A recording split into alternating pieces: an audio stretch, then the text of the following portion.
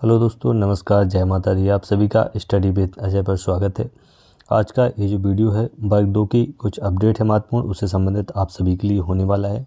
जैसा कि आप सभी को मालूम है कि वर्ग 2 के आवेदन हो रहे थे और कल यानी 11/2 तक इसकी जो है लास्ट डेट थी और 5 दिन के लिए इसमें संशोधन का मौका था, यानी 16 फरवरी तक इसका जो है अंतिम डेट थी। लेकिन उसमें अभी संशोधन कर दिया गया है और एक आदेश आप यहाँ देख सकते हैं, ये जारी किया गया है ESB के द्वारा और इसमें बताया गया है, उसको हम आपको बता देते हैं कि क्या क्या उसमें है। इसके अलावा इसकी जो संभावित तिथि वह कब तक हो सकती है और परीक्षा का जो पेपर का लेवल होगा, कठिनाई का स्तर जो होगा वह संभवतः किस प्रकार का हो सकता है, इन सभी बातों पर हम यहाँ चर्चा करने वाले हैं जो आपकी परीक्षा की दृष्टि से आपके लिए महत्वपूर्ण हो सकती हैं। तो आप वीडियो को पूरा ज़रूर देखिएगा और वीडियो देखने के बाद आपको ज़रूर निश्चित रूप से इसमें से कुछ ना कुछ लाभ आपको परीक्षा में ज़रूर होगा। तो वीडियो अंत तक देखिएगा और वीडियो अगर अच्छा लगे तो वीडियो को लाइक करिएगा, चैनल को सब्सक्राइब जरूर करिएगा। तो चलिए देख लेते हैं आज की इस सूचना के बारे में कि क्या इसमें बताया गया है। तो यहाँ देख सकते हैं आपकी मंडल द्वारा माध्यमिक शिक्षक चयन परीक्षा 2024 आयोजित किया जाना है, जिसमें कुछ अभ्यर्थियों द्वारा 2018 और 2023 में पात्रता परीक्षा में आवेदन करते समय जो जानकारी भरी गई थी उसमें संशोधन करते हुए चयन परीक्षा में नाम, वर्ग, श्रेणी व अन्य में परिवर्तन करना चाहते हैं। अभ्यर्थियों के हित को दृष्टिगत रखते हुए आवेदन पत्र में आवश्यक प्रावधान कर आवेदन फार्म भरने की अंतिम तिथि 20/2/2025 तथा आवेदन फार्म में संशोधन करने की अंतिम तिथि 25/2/2025 की जाती है। देखिए, जब पात्रता परीक्षा दी गई थी उस टाइम कैटेगरी वाइज तमाम चीज़ें वहाँ पर जो थी उनको चेंज करना था। किसी को अपने नाम में चेंज करना है, किसी को अपनी कैटेगरी जो है थी उसमें चेंजेस कुछ करना है, या अन्य जो भी संशोधन है उनमें करना था संशोधन। तो काफ़ी बच्चे नहीं कर पाए होंगे, तो इसलिए ESB के द्वारा इसको डेट को यहाँ पर बढ़ा दिया गया है।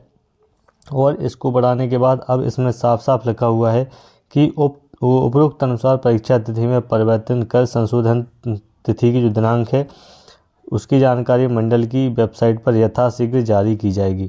तो इतना तो निश्चित रूप से है कि परीक्षा की तिथि में यहाँ पर परिवर्तन होगा, कुछ आगे पीछे परीक्षा होगी, यानी 20 मार्च से कुछ आगे और बढ़ सकती है।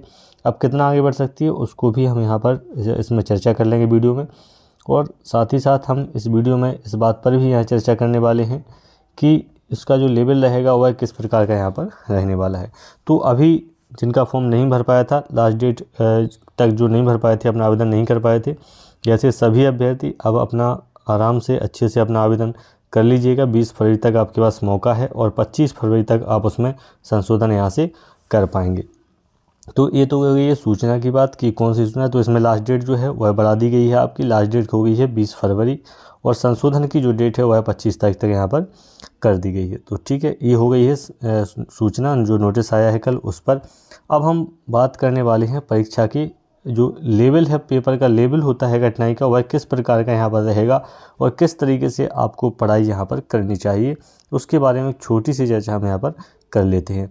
तो सबसे पहले हम आप सभी को ये बताना चाहते हैं कि 2023 का जो वर्ग 2 का पात्रता परीक्षा हुआ था और वर्ग 1 का भी जो पात्रता परीक्षा हुआ था वह नए तरीके से यहाँ पर आयोजित किया गया था। बातों को आप ध्यान से ज़रूर सुनिएगा कि जो बात 2023 की पात्रता परीक्षाएं जो आयोजित की गई थी वो नए तरीके से नए सिलेबस के अनुसार की गई थी और उसमें सब्जेक्ट वाइज 120 प्रश्न यहाँ पर डाले गए थे। यानी आप मैथ के हैं तो मैथ के 120 और इंग्लिश हिंदी जो भी आपका सब्जेक्ट वाइज 120 प्रश्न यहाँ पर आपके रखे गए थे। तो उन प्रश्नों में आपने क्या देखा, आपने अगर हम मैथ की बात करें तो मैथ में तमाम टॉपिक थे, ऐसा तो था नहीं कि एक ही टॉपिक से सारे प्रश्न आने थे, काफ़ी उसमें टॉपिक दिए गए थे। लेकिन आपने देखा कि उन्होंने बहुपद और अलजेब्रा के बीजगणित के कुछ सवाल थे। उन दोनों सवालों को अगर आप देखेंगे पूरे पेपर में तो दोनों का जो परसेंटेज था कम से कम 50% में ये दोनों चैप्टर ही सिर्फ वहाँ पर भरे पड़े थे सवालों के। और सवालों का जो लेवल था, चूँकि पहली बार वो उस तरीके से हुआ है, पेपर चेंजेस हुआ है पेपर में, तो सवालों का जो लेवल था वह सिर्फ टॉपिक को टच करने वाला था। यानी टॉपिक के बारे में आपकी एक सामान्य समझ आपके पास होनी चाहिए उससे ही संबंधित प्रश्न वहाँ पर पूछे गए थे। अगर आप बहुपद की बात करें तो कक्षा 9वीं का जो चैप्टर है बहुपद वाला, उसमें आप देखेंगे कि लगभग 2 से 3 पेज का जो चैप्टर रहेगा, उन 2-3 पेज से ही आपको यहाँ पर 25, 30, 35 क्वेश्चन तक आपको देखने को वहाँ पर मिल गए थे। और बहुपदों में सीधे सीधे प्रश्न ऐसे थे कि जहाँ पर आपको पेन चलाने की भी ज़रूरत नहीं थी। अगर आपने उसको साधारण सा पढ़ रखा है तो आप प्रश्न को देखते ही साथ उसका उत्तर वहाँ पर क्लिक कर सकते थे। तो बिल्कुल ऐसे ही जो मुख्य परीक्षा आपकी चयन परीक्षा होने वाली है, उसमें भी पैटर्न का यही होने वाला है कि उसमें तमाम जो सिलेबस है पूरा चेंज कर दिया गया है और सभी की स्थिति बिल्कुल एक जैसी है। सभी के लिए नया है, ऐसा कुछ नहीं है कि पहले इसमें कोई फ़र्क पड़ेगा। तो सभी एक ही स्टेज पर यहाँ पर सारे बच्चे हैं जो खड़े हुए हैं। अब पेपर के पैटर्न की अगर बात करें तो आप देख सकते हैं कि ये 2 महीने में कितना यहाँ से पढ़ा जा सकता है। क्या इतने सिलेबस को 2 महीने में कवर किया जा सकता है? तो बिल्कुल बहुत गहराई से इसको पढ़ना ज़्यादातर संभव नहीं होगा। तो जो अवकलन है, समाकलन है, ट्रिग्नोमेट्री है, कोऑर्डिनेट के जो बड़े बड़े चैप्टर्स यहाँ पर डाले गए हैं, उनका एक सामान्य समझ, यानी कोई ऐसे प्रश्न जो बिल्कुल सरल हैं, जो से बिल्कुल सिंपल से वहाँ से बन सकते हैं, जो भाषा के आधार पर छोटे छोटे प्रश्न बन सकते हैं, उन सभी को आप बहुत ध्यान से पढ़िएगा। थ्योरी को, टॉपिक और कॉन्सेप्ट को बिल्कुल क्लियर करिएगा। बहुत बड़े सवाल यहाँ पर नहीं ऐसे आएंगे कि जैसे हाई स्कूल या इंटर में लगाने के लिए या सिद्ध करने के लिए, ऐसा कुछ यहाँ पर आने वाला नहीं है। तो अपनी जो पढ़ाई है उसको एकदम से स्मार्ट तरीके से आपको यहाँ से करना होगा और जो बेसिक टच है, उस बेसिक जानकारी जो है उसको आपको ज़रूर पढ़ना चाहिए। और आपकी जो 9 से 12 तक की जो बुक्स हैं, आप जो पढ़ रहे हैं वो अच्छा है, लेकिन एक बार बुक्स को उठाकर उसको ज़रूर आपको देख लीजिएगा, ताकि आपको कुछ उसमें से भी समझ में आ जाए कि किस तरीके से कुछ भाषा वाले जो प्रश्न होते हैं, भाषा में जो फंसाते हैं, उस भाषा में आप ना फंसें। तो ये पेपर का जो कठिनाई का लेवल होगा वह इतना नहीं होगा कि आपको बहुत ज़्यादा दिक्कत वहाँ से होगी, क्योंकि आप कोई भी पैटर्न उठा के देख लीजिएगा। चाहे यूपी के पेपर की बात करें, टीईटी की, तो यूपी का जो पहली बार टीईटी हुआ था सुपर टेट, तो वहाँ भी इतना कठिन पेपर वहाँ नहीं आया था।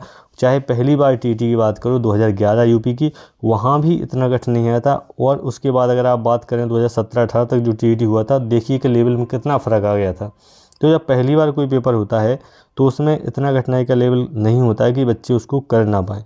ये एक साइकोलॉजिकल भी पेपर इस तरीके से बनाया जाता है। और अगर कठिन आ भी जाता है, अगर मान लीजिए कि 0.1% पेपर बहुत टफ भी आ गया, तो वह सभी बच्चों के लिए एक सा होगा। तो वहाँ पर सभी की स्थिति एक जैसी रहने वाली है, बहुत ज़्यादा कैलकुलेटिव वहाँ पर नहीं रहेगा। साथ ही साथ आपको मैथ वाले की बात करें वर्ग की, तो उसमें आपको फिजिक्स और केमिस्ट्री भी रखा गया है। आधी यूनिट मैथ फिजिक्स की है या फिजिक्स केमिस्ट्री की है 10 यूनिट, और 10 यूनिट यहाँ पर मैथ की रखी गई है। 100 नंबर का पेपर लगभग आपको यहाँ पर मिलने वाला है। तो 100 नंबर के पेपर में आप देखेंगे कि आधी आधी जब यूनिट बांटी गई है, तो कम से कम 60-40, 50-50 इतना तो रेशियो रहेगा प्रश्नों का। तो कहीं ना कहीं आपको सभी टॉपिक्स को पढ़ना चाहिए, सभी पर ध्यान देना चाहिए, और बहुत ज़्यादा डीप में जाने से पहले आपको सभी का एक बेसिक ज़रूर क्लियर अपना कर लेना चाहिए। क्योंकि जो प्रश्न बनेंगे, मैं बार बार कह रहा हूँ, आप प्रश्न देकर पेपर देकर जब आएंगे तब भी आप एक बार फिर से इस वीडियो को देख लेना कि प्रश्न जो भी आएंगे वो इस लेवल के नहीं आएंगे कि बहुत ज़्यादा कैलकुलेटिव हों। जितना आपके लिए सिलेक्शन के लिए चाहिए उतना आप सामान्य कॉन्सेप्ट पढ़कर भी आप वहाँ से ले जाएंगे। आप सारे टॉपिक्स को पढ़िएगा और एक टॉपिक के चक्कर में बाकी अन्य जो आपको आता है उसको आप उस नंबर को आप नहीं जाने दीजिएगा, तो आपका सिलेक्शन निश्चित रूप से हो जाएगा।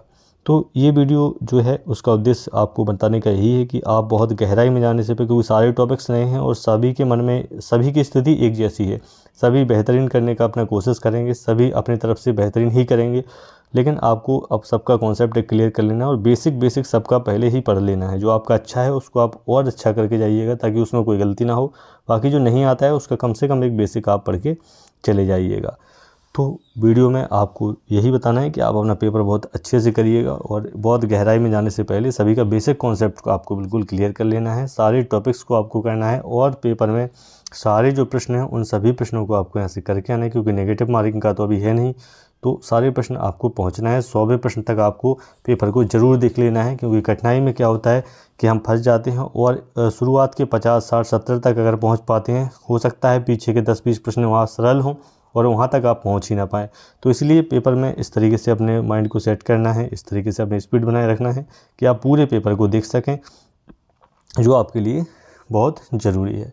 उम्मीद है एक चर्चा, एक सामान्य सी जानकारी आप सभी को पसंद आई होगी, और अगर पसंद आई हो तो कमेंट करके बताना, और हम इससे संबंधित कुछ ऐसा और तथ्य या कुछ जानकारी होगी जो हमें लगता है कि जो आपकी परीक्षा की दृष्टि से, आपकी रणनीति के हिसाब से आपके लिए बहुत महत्वपूर्ण हो सकती है और आपके सिलेक्शन में आपकी मदद कर सकती है, उसको हम आप सभी के साथ ज़रूर साझा करेंगे। मिलते हैं नेक्स्ट वीडियो में। नमस्कार, जय माता दी।